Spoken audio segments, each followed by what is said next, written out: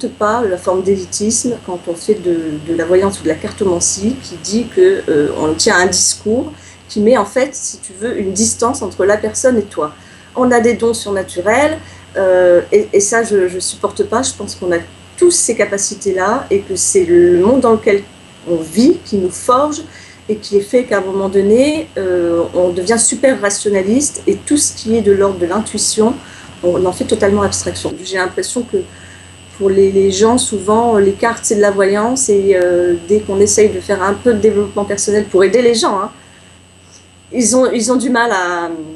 Pour la voyance, c'est prédestiné. Pour moi, c'est pas prédestiné, il y a des énergies. Et on est maître de sa vie et justement, le côté développement personnel permet à un moment donné de se guider là-dessus.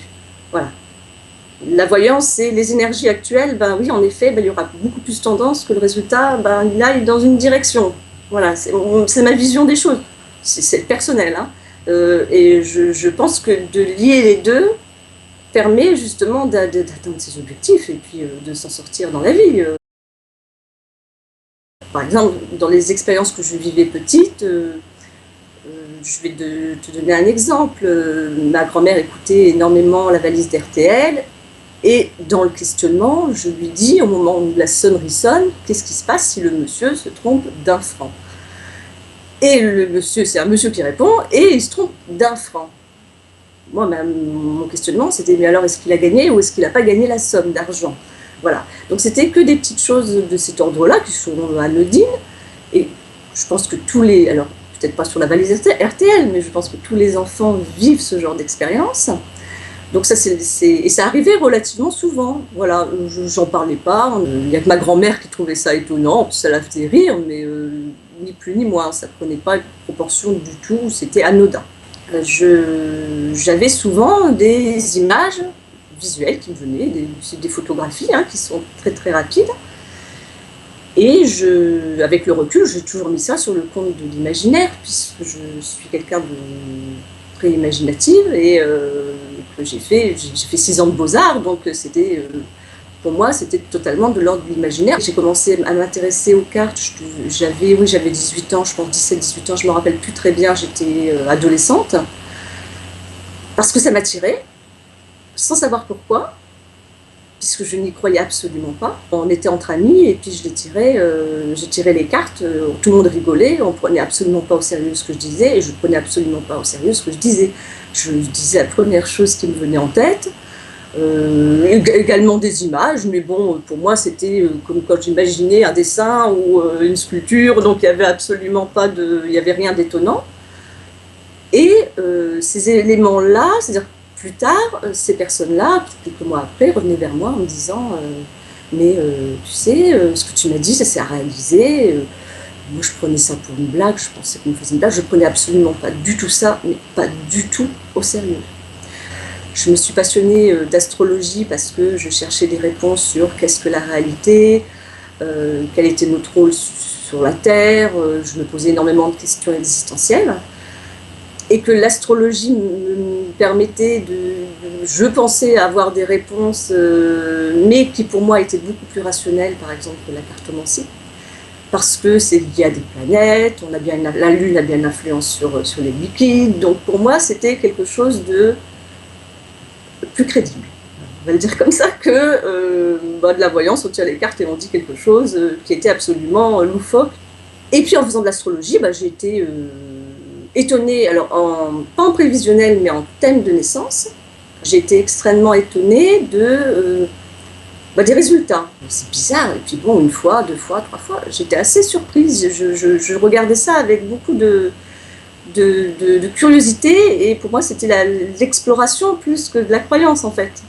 Je me suis mise sérieusement à m'intéresser aux cartes, c'est-à-dire cette fois-ci à plus du tout faire une lecture totalement intuitive, mais à étudier le tarot et les oracles, certains oracles. Et qu'est-ce qui fait qu'à un moment donné, je suis plus allée dans ce sens-là? C'est tout simplement le résultat. Je ne sais toujours pas l'expliquer, je ne sais pas pourquoi. Je ne sais absolument pas encore aujourd'hui pourquoi. Comme je ne sais absolument pas pourquoi, à un moment donné, j'ai des images qui me viennent en tête. Parce qu'on peut dire c'est de la médiumnité, c'est pas de la médiumnité, je n'en sais absolument rien, c'est peut-être de la télépathie. Je sais pas, si on reste dans les choses qu'on ne sait pas expliquer aujourd'hui, je sais pas ce que c'est. C'était inconcevable pour moi en fait. J'avais pas d'explication rationnelle, hein, on est d'accord, parce qu'il y a plein d'autres explications. Aucune enfin, ça ne me convenait pas comme explication, donc j'ai pris du recul par rapport aux cartes. Et puis j'y suis retournée, parce que malgré tout, je dis bon, bah ça marche. Malgré tout, ça marche. Et pas qu'en voyance, c'est-à-dire pas qu'en prédiction. Hein. Ça marche aussi beaucoup en développement personnel et en aide quotidienne. Moi, je sais que c'est un support pour moi. Le tarot est un ami. C'est-à-dire qu'il y a une situation où, à un moment donné, quelqu'un est sensible, je n'arrive plus du tout à raisonner, à observer, je suis trop dans l'émotionnel, je vais m'éclairer par le tarot. Comment, qu'est-ce qui se passe dans cette situation-là et comment, à un moment donné, réagir au mieux pour arranger la situation, par exemple. Ça m'arrive assez souvent. J'ai vécu des moments très difficiles et les cartes, les oracles, le tarot, m'ont vraiment aidé, ainsi que les méthodes de développement personnel. Donc, apprendre à méditer, apprendre à gérer certaines situations, à gérer ses émotions, certaines philosophies de vie, la loi de l'attraction, pardon, certaines visions du monde, notre angle de vue par rapport à la vie, m'a vraiment aidé à sortir de cette impasse où j'avais vraiment l'impression d'être une impasse. À un moment donné, je voulais absolument me recycler, changer, c'est-à-dire me consacrer entièrement à une autre activité, à une passion. Voilà. Donc il y a eu l'envie de partager cette expérience-là, ça c'est la première chose, et la deuxième, de se dire, tu vas te consacrer à cette passion-là entièrement, voilà, complètement. Donc c'est ces deux choses qui ont fait que finalement je me suis lancée, en tout cas avec ce support qui n'est absolument pas rationnel, on est d'accord que c'est pas très conventionnel. Je crois que la première chose, c'est de faire le point avec soi-même. Ça, c'est la première chose. Est-ce qu'on assume ou est-ce qu'on n'assume pas? Moi, pendant longtemps, je l'ai pratiqué, je n'ai pas totalement assumé.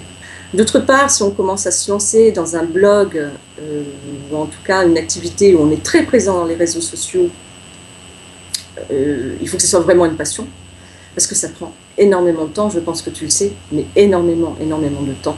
Bien souvent, au début, je pense qu'on a vraiment l'impression de donner beaucoup d'énergie et il faut être honnête, de ne pas avoir beaucoup de résultats.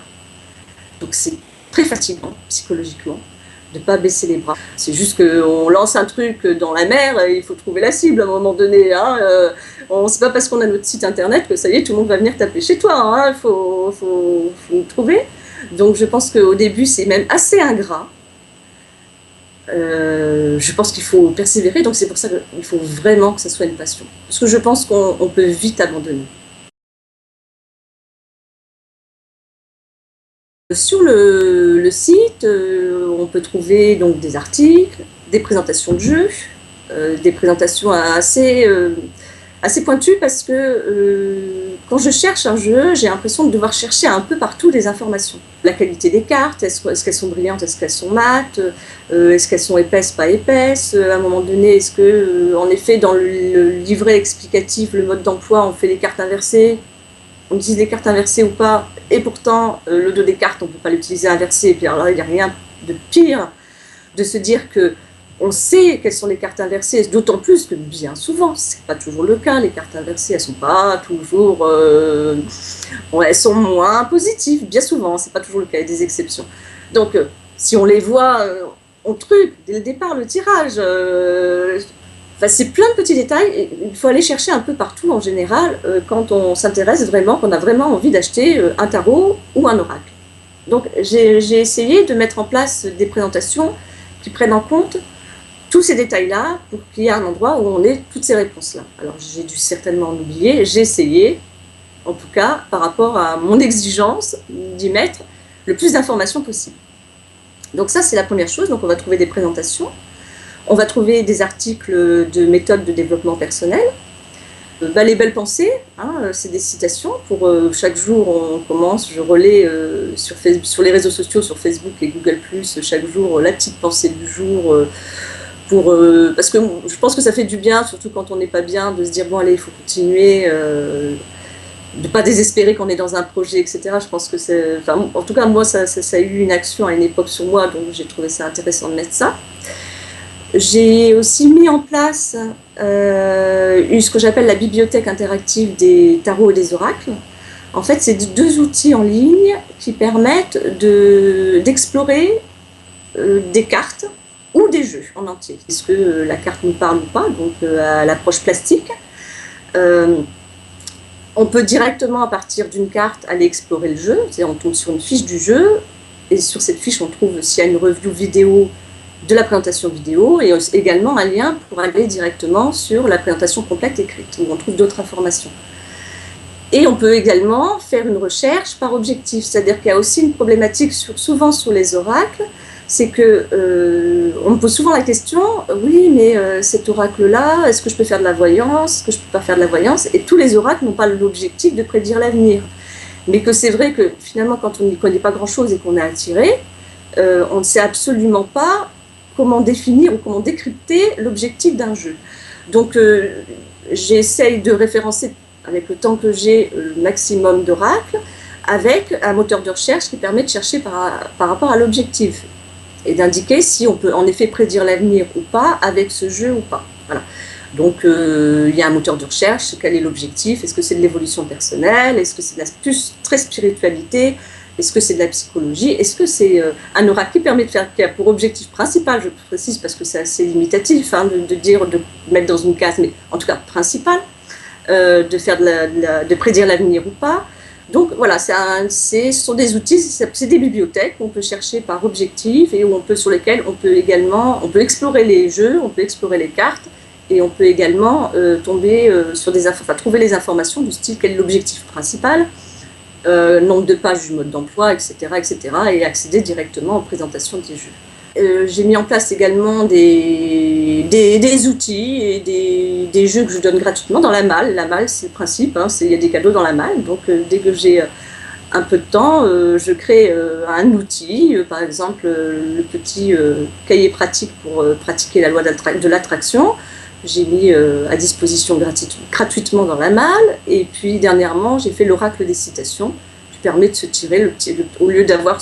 Ça peut être en complément, le matin sur internet, sa petite citation, on a envie d'être guidé, il y a des méthodes de tirage avec un petit mode d'emploi, c'est des citations motivantes et inspirantes, on tire une carte, c'est un oracle qu'on imprime soi-même, on tire une carte et puis ça nous guide un petit peu, c'est de la guidance sur soit une vision du monde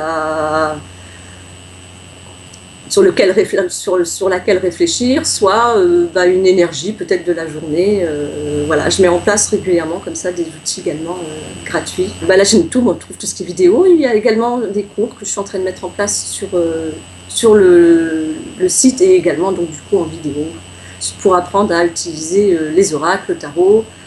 Bientôt, j'essaye de mettre en place des méthodes de tirage parce que bien souvent, je crée mes méthodes de tirage selon la situation. Donc, je vais partager ça, différentes méthodes de tirage par rapport aux situations, aussi bien en prédictif qu'en développement personnel.